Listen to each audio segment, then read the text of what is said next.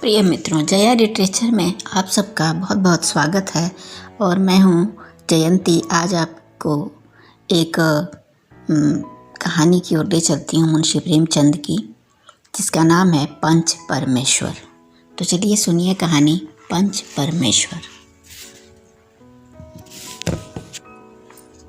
जुम्मन शेख और अलगू चौधरी में गाढ़ी मित्रता थी। साझे में खेती होती थी, कुछ लेन देन में भी साझा था। एक को दूसरे पर अटल विश्वास था। जुम्मन जब हज करने गए थे तब अपना घर अलगू को सौंप गए थे, और अलगू जब भी कभी बाहर जाते तो जुम्मन पर अपना घर छोड़ देते थे। उनमें न खान पान का व्यवहार था, न धर्म का नाता, केवल विचार मिलते थे। मित्रता का मूल मंत्र भी यही है। इस मित्रता का जन्म उसी समय हुआ जब दोनों मित्र बालक ही थे, और जुम्मन के पूज्य पिता जुमराती उन्हें शिक्षा प्रदान करते थे। अलगू ने गुरु जी की बहुत सेवा की थी। खूब रकाबियाँ मांजी, खूब प्याले धोए। उनका हुक्का एक क्षण के लिए भी विश्राम न लेने पाता था, क्योंकि प्रत्येक चिलम अलगू को आध घंटे तक किताबों से अलग कर देती थी। अलगू के पिता पुराने विचारों के मनुष्य थे। उन्हें शिक्षा की अपेक्षा गुरु की सेवा शुश्रूषा पर अधिक विश्वास था। वह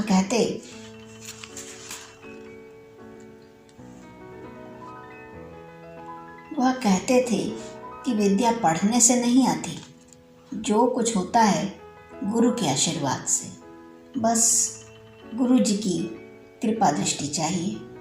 अतएव यदि अलगू पर जुमराती शेख के आशीर्वाद का, सत्संग का कुछ फल ना हुआ, अथवा सत्संग का कुछ फल ना हुआ, तो वह यह मानकर संतोष कर लेगा कि विद्योपार्जन में मैंने यथाशक्ति कोई बात उठा नहीं रखी। विद्या उसके भाग्य ही में न थी तो कैसे आती। उधर जुमराती शेख स्वयं आशीर्वाद के कायल न थे। उन्हें अपने सोटे पर अधिक भरोसा था, और उसी सोटे के प्रताप से आसपास के गांव में जुम्मन की पूजा होती थी। उनके लिखे हुए रेहन नामे या बैनामे पर कचहरी का मुहर्रिर भी कलम न उठा सकता था। हल्के का डाकिया, कांस्टेबल और तहसील का अपराधी और तहसील का चपरासी सब उनकी कृपा की आकांक्षा रखते थे।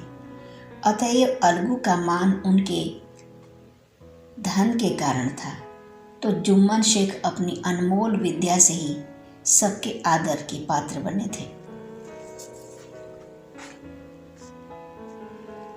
जुम्मन शेख की एक बूढ़ी खाला थी। उसके पास कुछ थोड़ी सी मिल्कियत थी, परंतु उसके निकट संबंधियों में कोई न था। जुम्मन ने लंबे चौड़े वादे करके वह मिल्कियत अपने नाम लिखवा ली थी। जब तक दान पत्र की रजिस्ट्री न हुई थी तब तक खाला जान का खूब आदर सत्कार किया गया। उन्हें खूब स्वादिष्ट पदार्थ खिलाए गए। हलवे गुलाब की वर्षासी की गई, पर रजिस्ट्री की मुहर ने इन खातिरदारियों पर भी मानो मुहर लगा दी। जुम्मन की पत्नी करीमन रोटियों के साथ कड़वी बातों के कुछ तेज तीखे सालन भी देने लगी। जुम्मन शेख भी निष्ठुर हो गए। अब बेचारी खाला जान को प्रायः नित्य ही ऐसी बातें सुननी पड़ती थी।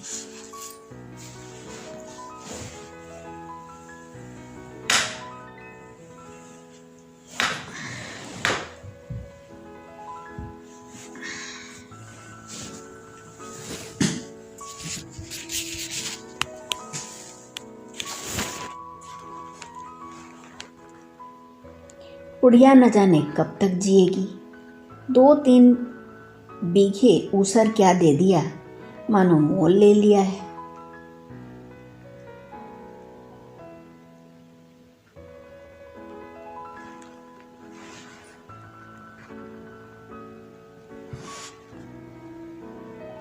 बेचारी दाल के बिना रोटियां नहीं उतरती, नहीं, बघारी दाल के बिना रोटियां नहीं उतरती। जितना रुपया इनके पेट में झोंक चुके, उतने में अब तक गांव मोल ले लेते। कुछ दिन खालाजान ने सुना और सहा, पर जब न सहा गया तब जुम्मन से शिकायत की। जुम्मन ने स्थानीय कर्मचारी गृह स्वामी के प्रबंध में दखल देना उचित न समझा। कुछ दिन तक और यूं ही रोध होकर काम चलता रहा। अंत में एक दिन खाला ने जुम्मन से कहा, बेटा, तुम्हारे साथ मेरा निर्वाह ना होगा, तुम मुझे रुपए दे दिया करो, मैं अपना पका खा लूँगी। जुम्मन ने धृष्टता के साथ उत्तर दिया, रुपए कहाँ हैं? रुपए क्या यहाँ फलते हैं? खाला ने नम्रता से कहा, मुझे कुछ रूखा सूखा चाहिए भी कि नहीं?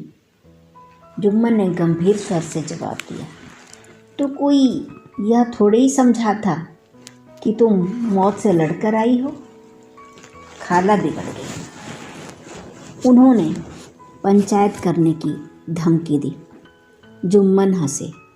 जिस तरह कोई शिकार हिरन को जाल की तरफ जाते देखकर मन ही मन हंसता है।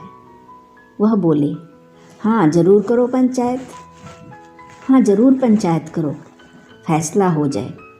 मुझे भी यह रात दिन की खटपट पसंद नहीं। पंचायत में किसकी जीत होगी, इस विषय में जुम्मन को कुछ भी संदेह न था। आसपास के गांव में ऐसा कौन था जो उनके अनुग्रहों का ऋणी न हो? ऐसा कौन था जो उसको शत्रु बनाने का साहस कर सके? किसमें इतना बल था जो उनका सामना कर सके? आसमान के फरिश्ते तो पंचायत करने आएंगे ही नहीं। इसके बाद कई दिन तक बूढ़ी खाला हाथ में एक लकड़ी लिए आसपास के गांव में दौड़ती रही। कमर झुककर कमान हो गई थी। एक एक पग चलना दूभर था, मगर बात था, घड़ी थी, मगर बात आ पड़ी थी। उसका निर्णय करना जरूरी था। बिरला ही कोई भला आदमी होगा जिसके सामने बुढ़िया ने दुख के आंसू न बहाए हों। किसी ने तो यूं ही ऊपरी मन से हूँ करके टाल दिया, और किसी ने इस अन्याय पर जमाने को गालियां दी। कहा, कब्र में पांव लटके हुए हैं, आज मरे कल दूसरा दिन। पर हवस नहीं मानती। अब तुम्हें क्या चाहिए? रोटी खाओ और अल्लाह का नाम लो। तुम्हें अब खेती बाड़ी से क्या काम है? कुछ सज्जन भी थे जिन्हें हास्य रस के रसास्वादन का अच्छा अवसर मिला। झुकी हुई कमर, पोपला मुंह, सन के से बाल, इतनी सामग्री एकत्र हो तब हंसी क्यों न आवे? ऐसे न्याय प्रिय, दयालु, दीन वत्सल पुरुष बहुत कम थे जिन्होंने उस अबला के दुखड़े को गौर से सुना हो और उसको सांत्वना दी हो। चारों ओर से घूम घाम कर बेचारी अलगू चौधरी के पास आई,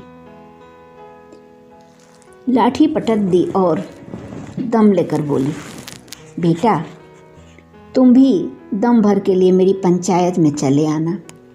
अलगू, मुझे बुलाकर क्या करोगी? कई गांव के आदमी तो आवेंगे ही।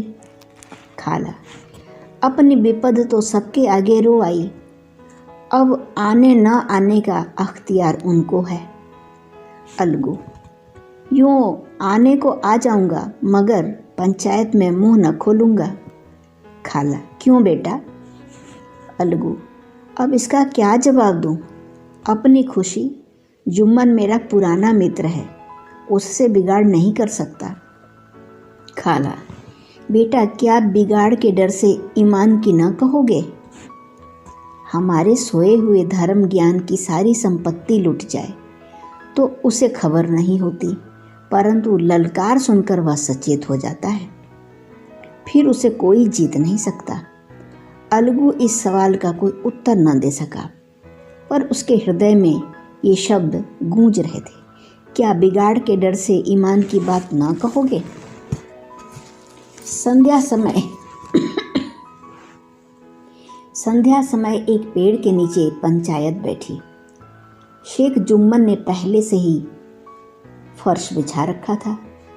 उन्होंने पान, इलायची, हुक्के, तंबाकू आदि का प्रबंध भी किया था। हाँ, वह स्वयं अलबत्ता अलगू चौधरी के साथ जरा दूर पर बैठे हुए थे।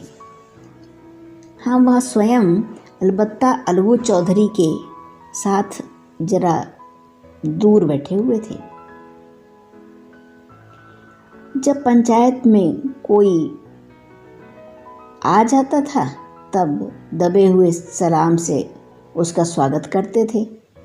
जब सूर्य अस्त हो गया और चिड़ियों की कलरव युक्त पंचायत पेड़ों पर बैठी, तब यहाँ भी पंचायत शुरू हुई।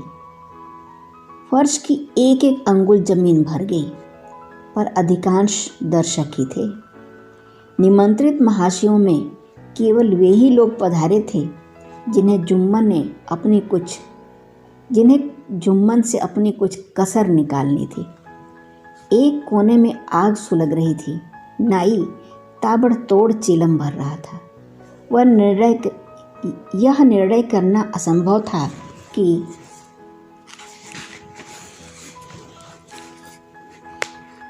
सुलगते हुए उपलों से अधिक धुआं निकलता था या चिलम के दमों से। लड़के इधर उधर दौड़ रहे थे, कोई आपस में गाली गलौज करते और कोई रोते थे। चारों तरफ कोलाहल मच रहा था। गांव के कुत्ते इस जमाव को भोज समझकर झुंड के झुंड जमा हो गए थे।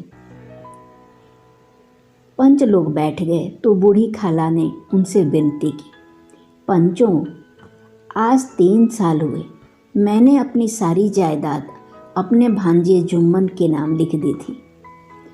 इसे आप लोग जानते ही होंगे। जुम्मन ने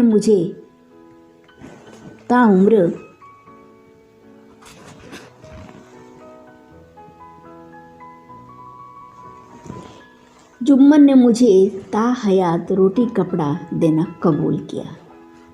साल भर तो मैंने इसके साथ रो धोकर काटा है, पर अब रात दिन का रोना नहीं सहा जाता। मुझे न पेट की रोटी मिलती है, न तन का कपड़ा। बेकस बेवा हूँ, कचहरी दरबार नहीं कर सकती। तुम्हारे सिवा और किससे अपना दुख सुनाऊं? तुम लोग जो राह निकाल दो उसी राह पर चलूं। अगर मुझ में कोई ऐब देखो तो मेरे मुंह पर थप्पड़ मारो। जुम्मन में बुराई देखो तो उसे समझाओ। क्यों एक बेकस की थाह लेता है? मैं पंचों का हुक्म सिर माथे पर चढ़ाऊंगी। रामधन मिश्र, जिनके कई असामियों को जुम्मन ने अपने गांव में बसा लिया था, बोले, जुम्मन मियाँ, किसे पंच बदते हो? अभी से इसका निपटारा कर लो, फिर जो कुछ पंच कहेंगे वही मानना पड़ेगा। जुम्मन को इस समय सदस्यों में विशेषकर वे ही लोग दिख पड़े जिनमें किसी न किसी कारण उनका वैमनस्य था। जुम्मन को इस समय सदस्यों में विशेषकर वे ही लोग दिख पड़े जिनसे किसी न किसी कारण उसका वैमनस्य था। जुम्मन बोले, पंचों का हुक्म अल्लाह का हुक्म है। खाला जान जिसे चाहें उसे बदें, मुझे कोई उज्र नहीं। खाला ने चिल्लाकर कहा, अरे अल्लाह के बंदे, पंचों का नाम क्यों नहीं बता देता? कुछ मुझे भी तो मालूम हो। जुम्मन ने क्रोध से कहा, अब इस वक्त मेरा मुंह न खुलवाओ। तुम्हारी बन पड़ी है, जिसे चाहो पंच बदो। खाला जान जुम्मन के आक्षेप को समझ गई। वह बोली, बेटा खुदा से डरो। पंच न किसी के दोस्त होते हैं न किसी के दुश्मन। कैसी बात कहते हो? और तुम्हारा किसी पर विश्वास न हो तो जाने दो। अलगू चौधरी को तो मानते हो, लो मैं उन्हीं को सरपंच बदती हूँ। जुम्मन शेख आनंद से फूल उठे, परंतु भावों को छिपाकर बोले, अलगू ही सही, मेरे लिए जैसे रामधन वैसे अलगू। अलगू इस झमेले में फंसना नहीं चाहते थे। वे कन्नी काटने लगे। बोले, खाला तुम तो जानती हो कि मेरी जुम्मन से गाढ़ी दोस्ती है। खाला ने गंभीर स्वर से कहा, बेटा दोस्तों के लिए कोई अपना ईमान नहीं बेचता। पंच के दिल में खुदा बसता है। पंचों के मुंह से जो बात निकलती है वह खुदा की तरफ से निकलती है। अलगू चौधरी सरपंच हुए। रामधन मिश्र और जुम्मन के दूसरे विरोधियों ने बुढ़िया को मन में बहुत कोसा। अलगू चौधरी बोले, शेख जुम्मन, हम और तुम पुराने दोस्त हैं। जब काम पड़ा तुमने हमारी मदद की और हम भी जो कुछ बन पड़ा तुम्हारी सेवा करते रहे, मगर इस समय तुम और बूढ़ी खाला दोनों हमारी निगाह में बराबर हो। तुमको पंचों से जो कुछ अर्ज करनी हो करो। जुम्मन को पूरा विश्वास था कि अब बाजी मेरी है। अलगू यह सब दिखावे की बातें कर रहा है। अतएव शांत चित्त होकर बोले, पंचों 3 साल हुए खाला जान ने अपनी जायदाद मेरे नाम हिब्बा कर दी थी। मैंने उन्हें ताहयात खाना कपड़ा देना कबूल किया था। खुदा गवाह है, आज तक मैंने खाला जान को कोई तकलीफ़ नहीं दी। मैं उन्हें अपनी माँ के समान समझता हूँ। उनकी खिदमत करना मेरा फ़र्ज है, मगर औरतों में ज़रा अनबन रहती है। इसमें मेरा क्या बस है। खाला जान मुझसे माहवार खर्च अलग मांगती है। जायदाद जितनी है वह पंचों से छिपी नहीं है। उससे इतना मुनाफा नहीं होता है कि माहवार खर्च दे सकूं। इसके अलावा हिब्बान में से माहवार खर्च का कोई जिक्र नहीं। इसके अलावा हिब्बान में माहवार खर्च का कोई जिक्र नहीं तो मैं भूल कर भी इस झमेले में ना पड़ता। बस मुझे यही कहना है। आइंदा पंचों को अख्तियार है, जो फैसला चाहें करें। अलगू चौधरी को हमेशा कचहरी से काम पड़ता रहता था। अतः वह पूरा कानूनी आदमी था। उसने जुम्मन से जिरह शुरू की। एक एक प्रश्न जुम्मन के हृदय पर हथौड़े की चोट की तरह पड़ता था। रामधन मिश्र इन प्रश्नों पर मुग्ध हुए जाते थे। जुम्मन चकित थे कि अलगू को हो क्या गया है। अभी वह अलगू मेरे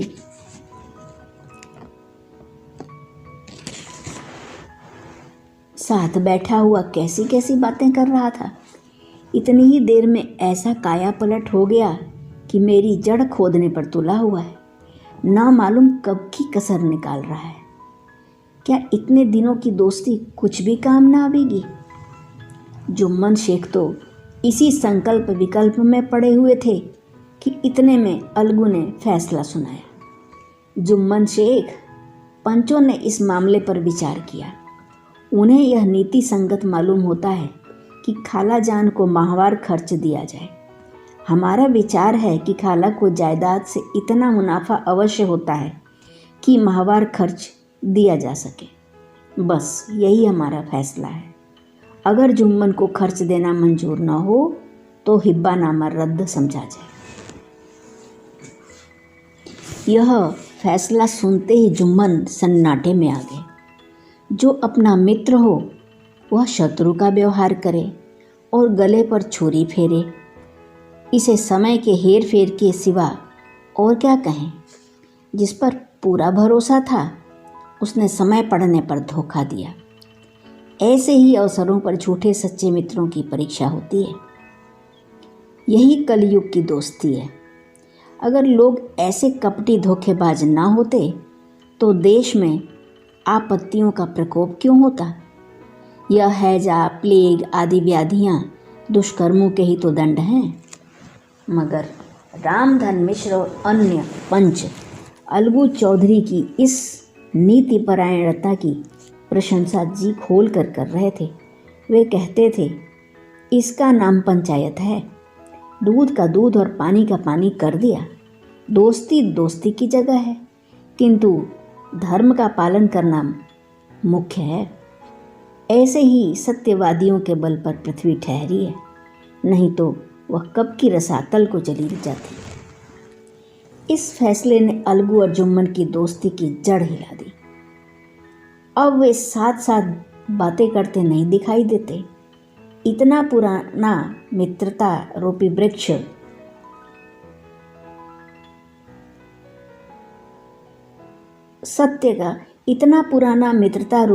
सत्य का एक झोंका भी ना सह सका।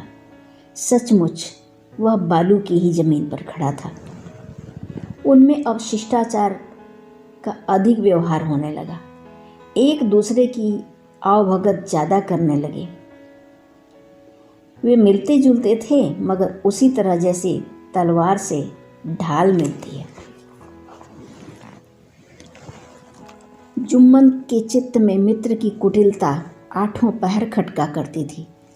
उसे हर घड़ी यही चिंता रहती थी कि किसी तरह बदला लेने का अवसर मिले।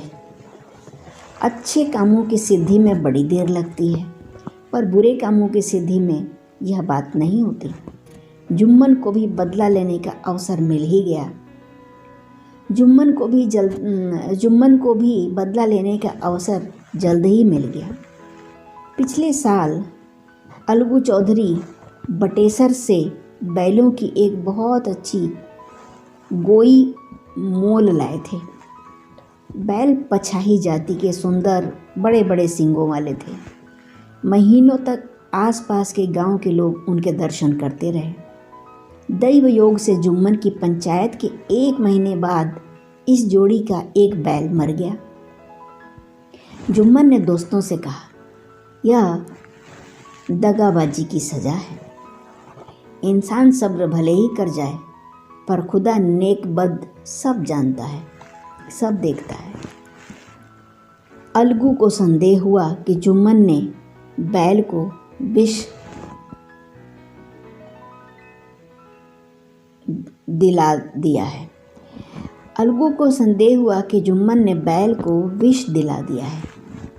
चौधराइन ने भी जुम्मन पर ही इस दुर्घटना का दोषारोपण किया।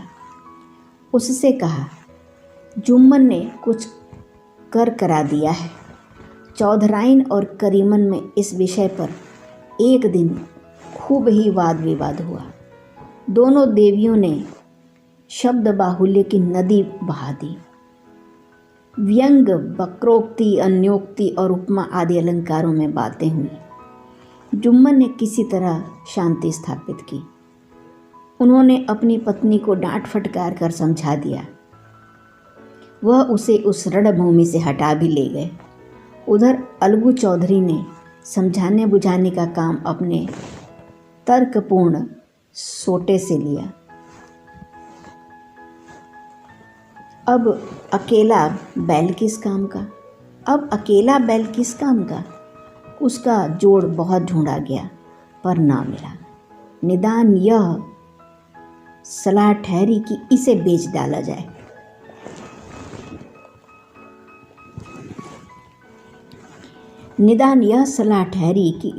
डालना चाहिए।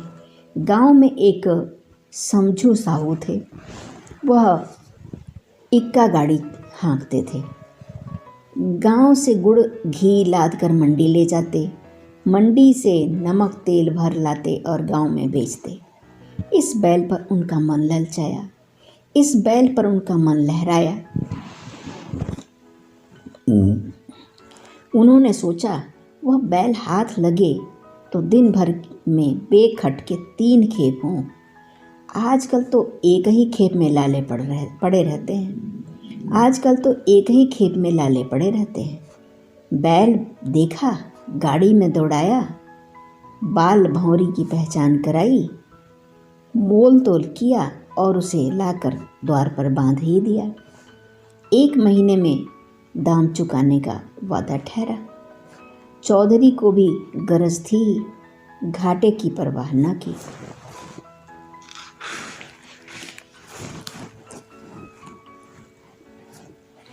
समझू साहू ने नया बैल पाया तो उसे लगे रगेदने। वह दिन में 3-3 4-4 खेपे करने लगे। न चारे की फिक्र थी न पानी की, बस खेपों से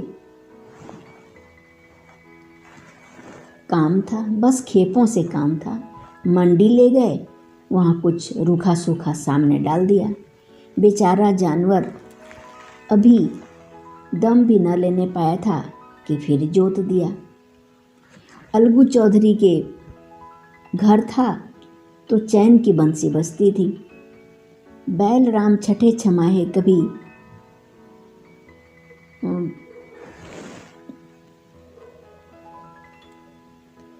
बहली में जोते जाते थे।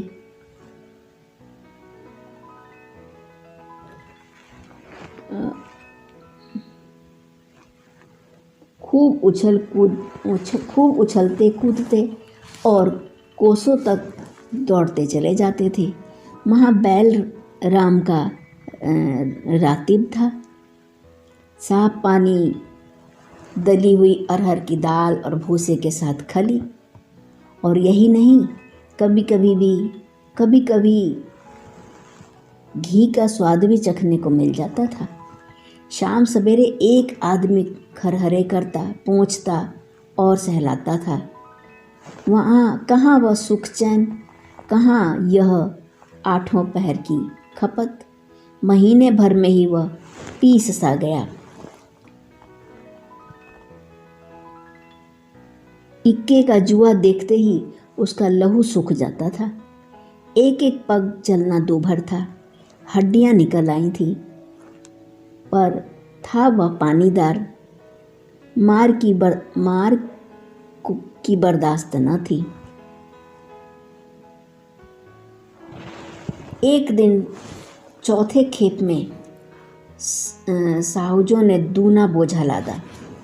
दिन भर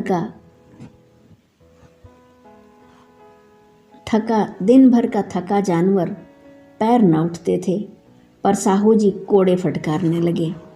बस फिर क्या था, बैल कलेजा तोड़कर चला। कुछ दूर दौड़ा और चाहा कि जरा दम ले लूं, पर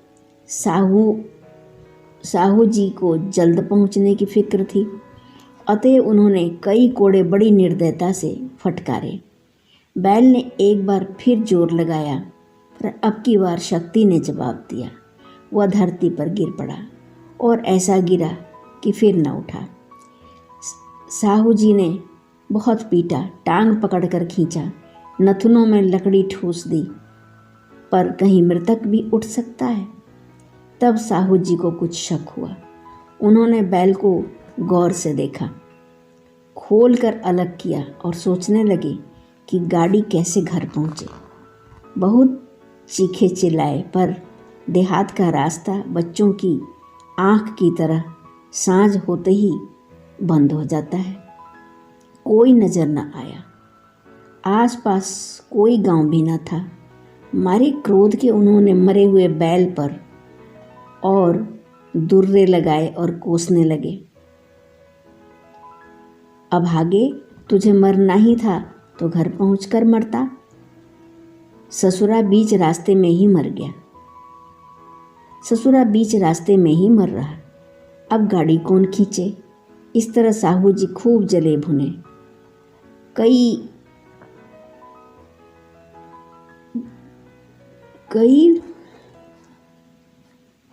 बार गुड़ और कई कई बोरे गुड़ और पीपे की उन्होंने बेचे थे। 200-250 रुपये कमर में बंधे थे। इसके सिवा गाड़ी पर कई बोरे नमक के थे, अतः वो छोड़कर जा भी नहीं सकते थे, है ना।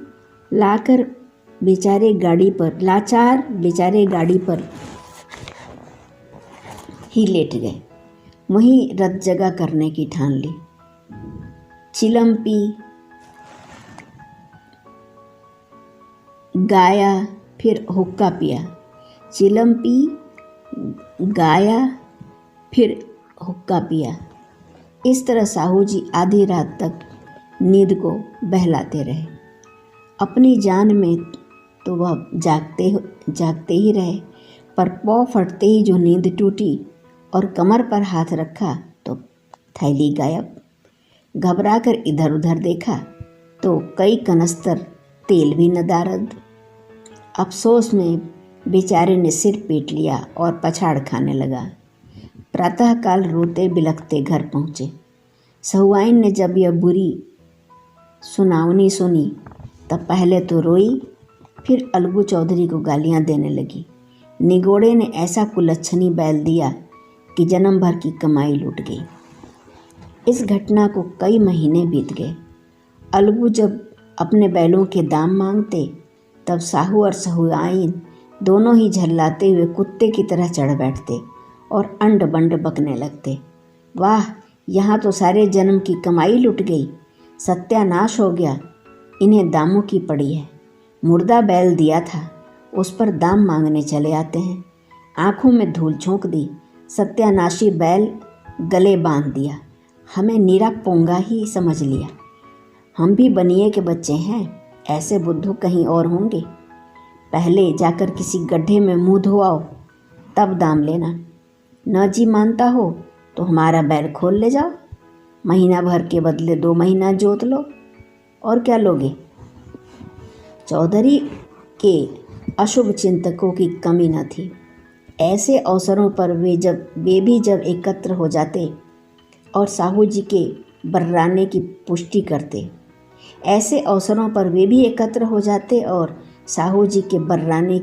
करते, परंतु 150 रुपये से इस तरह हाथ धो लेना आसान न था। एक बार वह भी गरम पड़े, साहू जी बिगड़कर लाठी ढूंढने घर चले गए। अब सहुआइन ने मैदान लिया। प्रश्नोत्तर होते होते हाथापाई की नौबत आ पहुंची। सहुआइन ने घर में घुसकर किवाड़ बंद कर लिए। शोरगुल सुनकर गांव के भले मानस जमा हो गए। उन्होंने दोनों को समझाया, साहू जी को दिलासा देकर घर से निकाला। वह परामर्श देने लगे कि इस तरह से काम न चलेगा, पंचायत कर लो, जो कुछ तय हो जाए उसे स्वीकार कर लो। साहू जी राजी हो गए। अलगू ने भी हामी भर ली।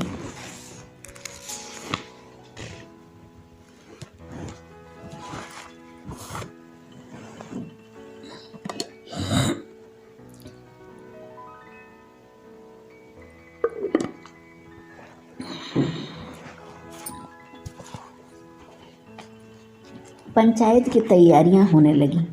दोनों पक्षों ने अपने अपने दल बनाने शुरू किए।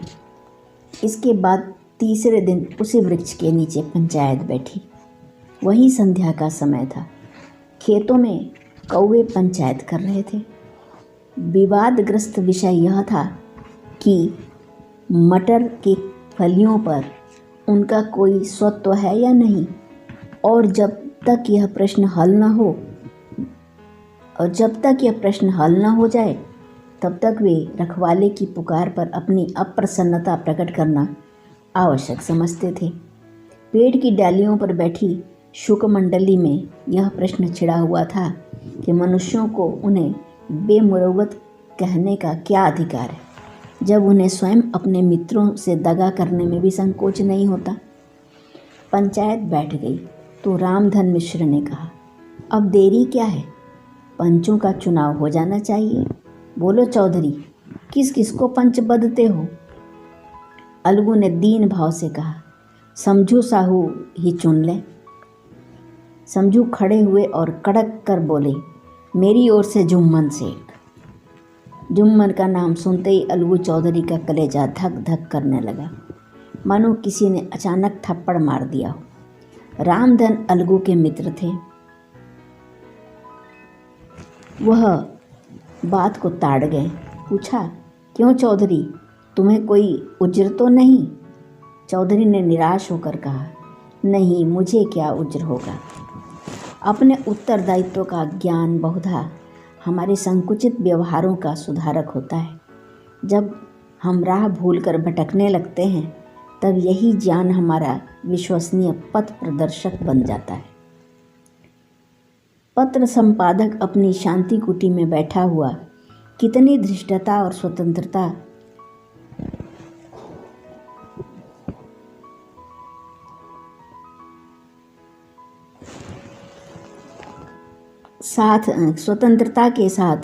धृष्टता और स्वतंत्रता के साथ अपनी प्रबल लेखनी से मंत्रिमंडल पर आक्रमण करता है, परंतु ऐसे अवसर आते हैं जब वह स्वयं मंत्रिमंडल में सम्मिलित होता है। मंडल के भवन में पग धरते ही उसकी लेखनी कितनी मर्मज्ञ, कितनी विचारशील, कितनी न्यायपरायण हो जाती है। इसका कारण उत्तरदायित्व का ज्ञान है। नवयुवक युवावस्था में कितना उद्दंड रहता है, माता पिता उसकी ओर से कितने चिंतित रहते हैं। वे उसे कुल कलंक समझते हैं, परंतु थोड़े ही समय में परिवार का बोझ सिर पर पड़ते ही वह अव्यवस्थित चित्त उन्मत्त युवक कितना धैर्यशील, कैसा शांत चित्त हो जाता है। यह भी उत्तरदायित्व के ज्ञान का फल है। जुम्मन शेख के मन में भी सरपंच का उच्च स्थान ग्रहण करते ही अपनी जिम्मेदारी का भाव पैदा हुआ। उसने सोचा, मैं इस वक्त न्याय और धर्म के सर्वोच्च आसन पर बैठा हूँ। मेरे मुँह से इस समय जो कुछ निकलेगा वह देववाणी है, वह देववाणी के सदृश है, और देववाणी में मेरे मनोविकारों का कदापि समावेश न होना चाहिए। मुझे सत्य से जौ भर भी टलना उचित नहीं। पंचों ने दोनों पक्षों से सवाल जवाब करने शुरू किए। बहुत देर तक दोनों दल अपने अपने पक्ष का समर्थन करते रहे। इस विषय में तो सब सहमत थे कि समझू को बैल का मूल्य देना चाहिए, परंतु दो महाशय इस कारण रियायत करना चाहते थे कि बैल के मर जाने से समझू की हानि हुई है। इसके प्रतिकूल दो मनुष्य मूल्य की अतिरिक्त समझू को दंड भी देना चाहते थे, जिससे फिर किसी को पशुओं के साथ ऐसी निर्दयता करने का साहस न हो। अंत में जुम्मन ने फैसला सुनाया, अलगू चौधरी और समझू साहू, पंचों ने तुम्हारे मामले पर अच्छी तरह विचार किया। समझू को उचित है कि बैल का पूरा दाम दे। जिस वक्त उन्होंने बैल लिया उसे कोई बीमारी न थी। अगर उसी समय दाम दे दिए जाते तो आज समझू उसे फेर लेने का आग्रह न करते। बैल की मृत्यु केवल इस कारण हुई कि उससे बड़ा कठिन परिश्रम लिया गया और उसके दाने चारे का कोई अच्छा प्रबंध न किया गया। रामधन मिश्र बोले, समझू ने बैल को जानबूझकर मारा है, अतएव उसे दंड मिलना चाहिए, अतएव उसे दंड लेना चाहिए, अतएव उनसे दंड लेना चाहिए। जुम्मन बोले, यह दूसरा सवाल है, हमको इससे कोई मतलब नहीं। झगड़ू साहू ने कहा, समझू के साथ कुछ रियायत होनी चाहिए। जुम्मन बोले, यह अलगू चौधरी की इच्छा पर निर्भर है। वह रियायत करे तो उसकी भलमनसी। अलगू चौधरी फूले न समाये, उठ खड़े हुए और जोर से बोले, पंच परमेश्वर की जय। इसके साथ ही चारों ओर से प्रतिध्वनि हुई, पंच परमेश्वर की जय। प्रत्येक मनुष्य जुम्मन की नीति को सराहता था। इसे कहते हैं न्याय। यह मनुष्य का काम नहीं, पंच में परमेश्वर वास करते हैं, यह उन्हीं की महिमा है। पंच के सामने खोटे को कौन खरा कह सकता है। थोड़ी देर बाद जुम्मन अलगू के पास आए और उनके गले लिपट कर बोले, भैया, जब से तुमने मेरी पंचायत की तब से मैं तुम्हारा प्राणघातक शत्रु बन गया था, पर आज मुझे ज्ञात हुआ कि पंच के पद पर बैठकर न कोई किसी का दोस्त होता है न दुश्मन। न्याय के सिवा उसे और कुछ नहीं सूझता। आज मुझे विश्वास हो गया कि पंच की जबान से खुदा बोलता है। अलगू रोने लगे। इस